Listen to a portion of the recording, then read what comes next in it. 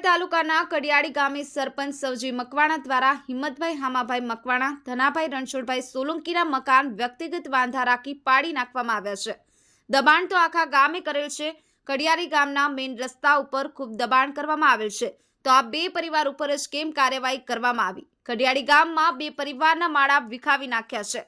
કડિયાળી ગામે સરપંચ સવજીભાઈ ઉકાભાઈ દ્વારા બે ગરીબ પરિવારના મકાન પાડવા માટેની તારીખ 21/3/2023ના રોજ મામલતદાર શ્રીને અરજી કરવામાં આવેલ હતી, જે અરજીને ધ્યાનમાં લેતા આજના રોજ મામલતદાર શ્રી દ્વારા મકાન પાડવામાં આવેલ છે।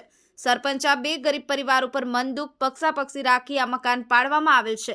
કોળી સમાજની વાતો કરનારા ભાજપના નેતાઓ આજે ક્યાં ગયા છે?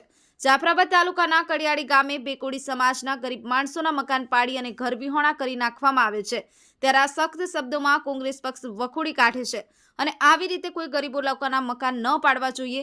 અસંખ્ય જગ્યાએ ઉદ્યોગપતિઓએ જમીન દબાવી છે, એ નડતી નથી અને આ ગરીબ નાના માણસોના મકાન ભાજપ સરકારમાં નડી રહ્યા છે, તો આ ગરીબ લોકોને તાત્કાલિક નવા પ્લોટ ફાળવી નવા મકાન બનાવી દેવા જોઈએ એવી તેમની માંગ છે। Ramesh Parmar, the Mirror News, Jafrabad.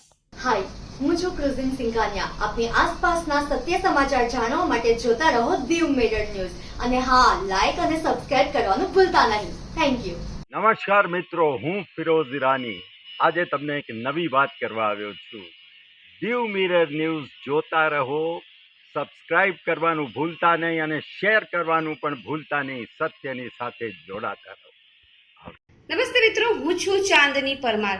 આપની મનપસંદ ચેનલ એટલે કે દીવ મિરર ન્યૂઝ ચેનલને લાઈક કરો, શેર કરો અને ફોલો કરો અને હા, તેમાં દરરોજ તાજા સમાચાર જોવાનું ભૂલશો નહીં। દીવ મિરર ન્યૂઝ દરરોજ લાઈવ અપડેટ ગુજરાત રાજ્ય, દેશ, દુનિયાના તમામ બ્રેકિંગ સમાચારો નિહાળો દીવ મિરર ન્યૂઝ ચેનલ પર।